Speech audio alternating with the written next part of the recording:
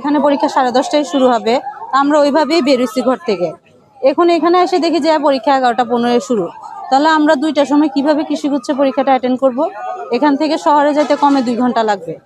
তাহলে আমরা 2টায় কিভাবে অ্যাটেন্ড করতে পারবো? আমরা তো 10:30 হিসেবেই ঘর থেকে বেরোচ্ছি যে পরীক্ষা 10:30টায়, 11:30 শেষ হবে, আমরা 2টায় যেয়ে পরীক্ষা অ্যাটেন্ড করব।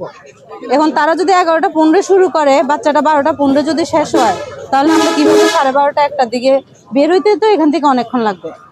তাহলে 2টার সময় কি কৃষিগুচ্ছ অ্যাটেন্ড করা যাবে? আল্লাহ কি রাখছে নসিবে, যদি বাচ্চা তাড়াতাড়ি বের হয়, 12:15 বের হয়, 12:30টার ভিতরে যদি এখান থেকে বের হইতে পারি, 1:30টার ভিতরে যাইতে পারি কিনা আল্লাহ জানে। জ্যাম যদি না থাকে, মনে হয় না, এখন আল্লাহ জানে আল্লাহ কি রাখছে নসিবে।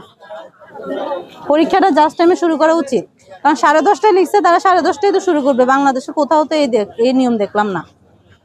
আমার 10:30টায় পরীক্ষা, আমি 9:30টার কেন্দ্রে আসতেই হবে। এবার এটা যেভাবেই হোক, আর যদি সামনে আরেকটা পরীক্ষা থাকতো তাইলে একটা কথা ছিল, সামনে তো কোনো পরীক্ষা ছিল না 9:30টার আগে। আমি আসছি না আগে, এরকম সবারই তো আগে আসতে হবে।